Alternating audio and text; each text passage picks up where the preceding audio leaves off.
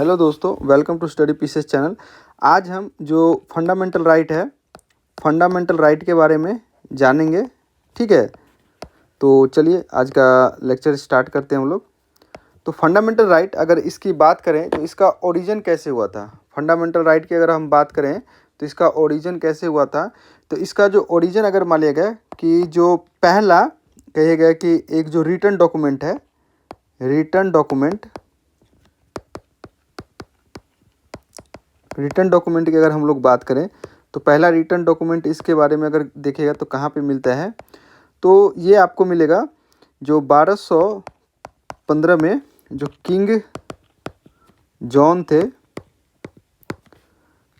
जो थे, इन्होंने एक मैग्ना कार्टा इशू किया था। किंग जॉन इंग्लैंड के जो जॉन थे, इन्होंने एक मैग्ना कार्टा इशू किया था, Magna carta, Magna carta issue किया था। ठीक है, फर्स्ट रिटन डॉक्यूमेंट था सिटीजन के लिए। ठीक है, इसीलिए जब हमारे इंडियन कॉन्स्टिट्यूशन मेकर जो थे, उन्होंने पार्ट थर्ड के अंदर फंडामेंटल राइट को रखा। तो इसे इसलिए हम लोग जो पार्ट थर्ड को Magna carta of Indian constitution कहा जाता है, Magna carta of Indian constitution कहते हैं। आप लोग का सवाल आया कि फंडामेंटल राइट होता क्या है, फंडामेंटल राइट होता क्या है। तो फंडामेंटल राइट वो राइट है, वो एक बेसिक और नेसेसरी राइट है, बेसिक एंड नेसेसरी राइट होता है, जो कि एक ह्यूमन की डिग्निफाइड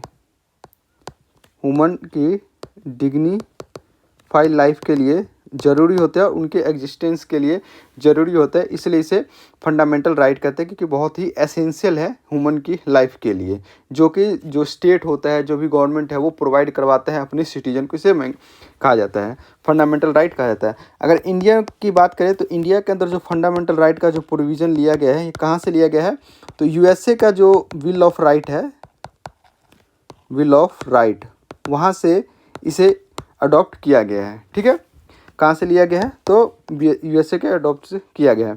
इसमें जो आर्टिकल की अगर बात कीजिएगा तो 12 से लेके 35 तक जो बात कही गई है, इसमें फंडामेंटल राइट की बात कही गई है। आर्टिकल 12 से लेके 35 तक फंडामेंटल राइट की बात कही गई है।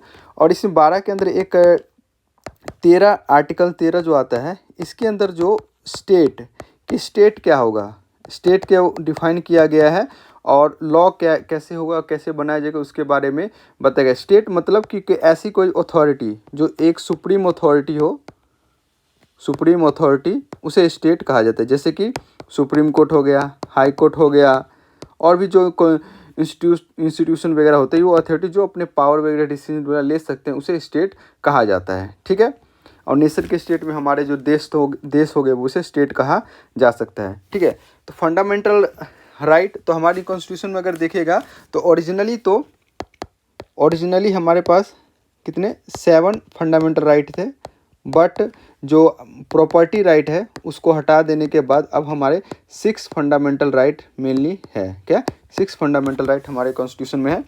तो अगर पहले राइट कहें, राइट टू इक्वलिटी, क्या है, right to equality. Right to equality की अगर बात करें तो ये 14 से लेके 18 तक आर्टिकल आते हैं इसके अंदर, राइट टू इक्वालिटी के अंदर। तो आर्टिकल 14 जो है, क्या, आर्टिकल 14 में क्या कहा गया है, तो आर्टिकल 14 में हम लोग यहाँ पे बात करते हैं इक्वलिटी बिफोर लॉ और equal protection of law. Equality before law, यहाँ पर हम इक्वालिटी बिफोर लॉ जो होता है, यहाँ पर ये बात करते हैं कि जो भी पर्सन हो, यहाँ पर किसी के साथ कोई भेदभाव नहीं किया, चाहे वो लोअर क्लास से हो, चाहे वो अपर क्लास से हो। जो लॉ है सभी के लिए एक जैसा, क्या, लॉ जो है एवरीवन के लिए एक जैसा है। ठीक है, चाहे अगर कोई जुर्माना हुआ, किसी ने चोरी किया है, चाहे वो अनिल अंबानी ने चोरी किया हो या एक रिक्शा ड्राइवर है उसने चोरी किया हो, तो उन दोनों पे जो भी इंडियन कानून है, इंडियन जो लॉ है, दोनों पे सेम पनिशमेंट दिया जाएगा। क्या, सेम पनिशमेंट दिया जाएगा। तो ये इससे क्या होता है कि इक्वलिटी बिफोर, लेकिन लॉ के सामने सारे इक्वल है, किसी के साथ किसी को भी कोई प्रिविलेज नहीं दिया जाएगा। तो ये राइट टू इक्वालिटी है। नेक्स्ट अगर हम बात करें आर्टिकल 15 की अगर हम बात करते हैं तो इसके अंदर कहा गया कि किसी भी पर्सन के साथ जो हमारा ग्राउंड है कि on the ground of religion, caste, place of birth, ठीक है, सेक्स, इसके आधार पर किसी के साथ भी कोई भी भेदभाव नहीं किया जाएगा। किसी भी जो गवर्नमेंट प्लेसेस वगैरह है या कहीं कोई भी चीज़ है वहाँ पर उसके साथ कोई भी डिस्क्रिमिनेशन नहीं किया जाएगा। क्या होता है? डिस्क्रिमिनेशन नहीं किया जाएगा। उसके बाद आता है आर्टिकल 16। आर्टिकल 16 में कहा गया है, इसमें क्या है कि जो एक इक्वालिटी ऑफ अपॉर्चुनिटी की बात की गई है। Equality of opportunity in employment, क्या? In public employment. Public employment के अंदर इक्वालिटी की बात कही गई है, यानी कि जॉब वगैरह से रिलेटेड जो भी, यानी जो रिजर्वेशन पॉलिसी जो दिया जाता है, रिजर्वेशन पॉलिसी जो है SC ST और OBC और जो हमारे जनरल के लिए EWS है, ये सारे जो दिए जाते हैं तो इसके अंदर जो पब्लिक यानी कि गवर्नमेंट जॉब में जो दिया जाता है वो इसके अकॉर्डिंग दिया जाता है सर्विस वगैरह में इनको, ठीक है। और जो इंस्टीट्यूशन वगैरह है उसके अंदर जो एडमिशन के टाइम जो दिया जाता है ये इसी के अकॉर्डिंग दिया जाता है, इन्हीं आर्टिकल के थ्रू। उसके बाद अगर हम देखें इसी के अंदर राइट टू इक्वालिटी के अंदर, तो राइट टू इक्वालिटी के अंदर एक आ जाता है आपका 17th। इसके अंदर क्या कहा जाता है कि इसमें जो प्रोहिबिट करना है किसको? Practice of untouchability, practice of untouchability, इसको हम लोग को प्रोहिबिट करना है। इसके अंदर इसकी बात कही गई है, ठीक है। तो ये और लास्ट आर्टिकल जो राइट टू इक्वलिटी के अंदर है आर्टिकल 18। क्या है? आर्टिकल 18। इसके अंदर कहा जाता है कि कोई भी पर्सन है जो भी है जो एक्सेप्ट मिलिट्री और एकेडमिक, वो क्या कहते हैं, कोई किसी भी तरह के टाइटल नहीं ले सकता है। क्या? टाइटल्स वगैरह को अडॉप्ट नहीं कर सकता है, ठीक है। इसमें और भी राइट जैसे कि आपका जो हो गया राइट टू फ्रीडम,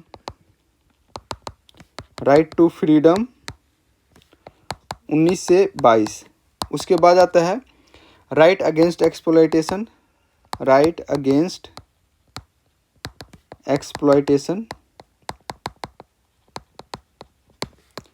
23-24। उसके बाद आता है right to freedom of religion,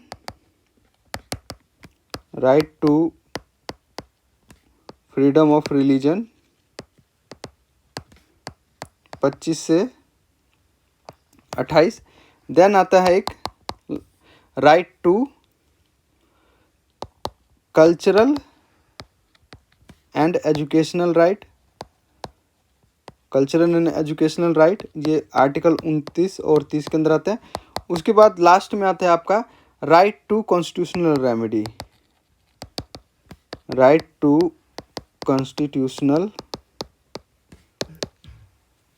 remedies, ये आर्टिकल 32 के अंदर आते हैं। इसके अंदर 5 प्रकार के एडिट्स वगैरह है, ये हम लोग आने वाले वीडियो में, नेक्स्ट वीडियो में डिस्कस करेंगे। तब तक के लिए जय हिंद, मिलते हैं नेक्स्ट वीडियो में।